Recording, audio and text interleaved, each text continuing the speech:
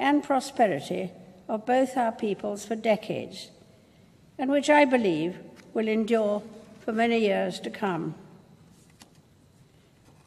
Ladies and gentlemen, I invite you all to rise and drink a toast to President and Mrs. Trump, to the continued friendship between our two nations, and to the health, prosperity, and happiness of the people of the United States.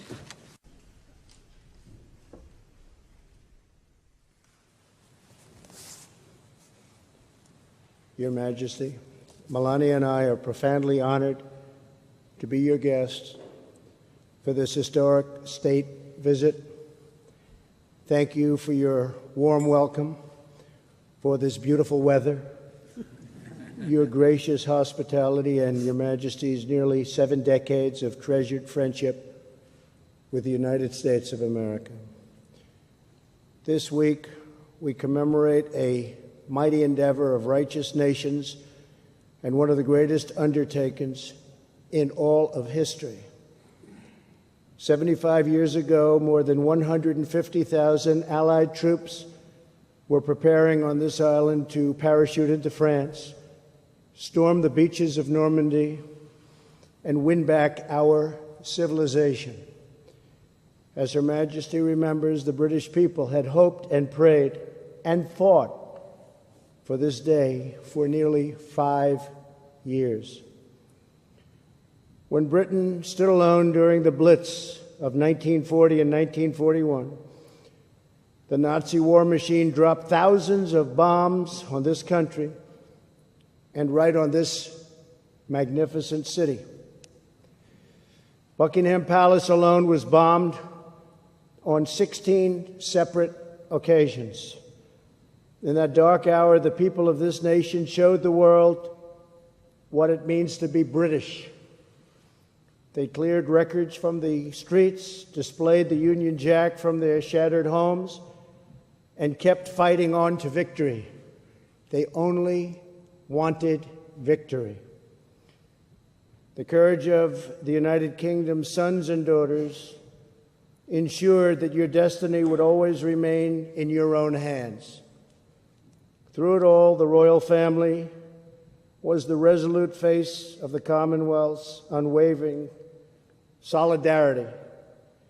In April 1945, newspapers featured a picture of the Queen Mother visiting the women's branch of the Army, watching a young woman repair a military truck engine.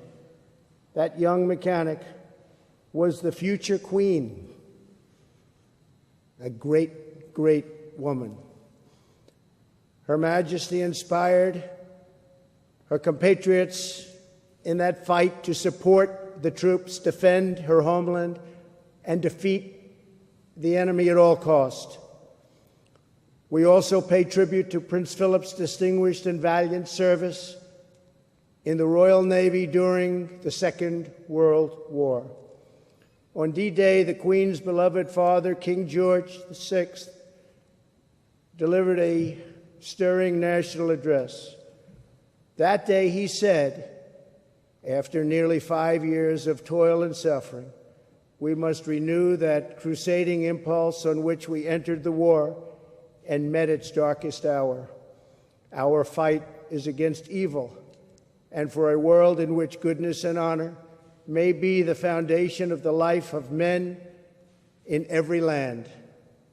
This evening, we thank God for the brave sons of the United Kingdom and the United States who defeated the Nazis and the Nazi regime and liberated millions from tyranny. The bond between our nations was forever sealed in that great crusade. As we honor our shared victory and heritage, we affirm the common values that will unite us long into the future: freedom, sovereignty, self-determination, the rule of law, and reverence for the rights given to us by Almighty God. From the Second World War to today, Her Majesty has stood as a constant symbol of these priceless traditions. She has embodied the spirit of dignity duty, and patriotism that beats proudly in every British heart. On behalf of all Americans, I offer a toast to the eternal friendship of our people, the vitality of our nations, and to the long-cherished and truly remarkable reign of Her Majesty, the Queen. Thank you.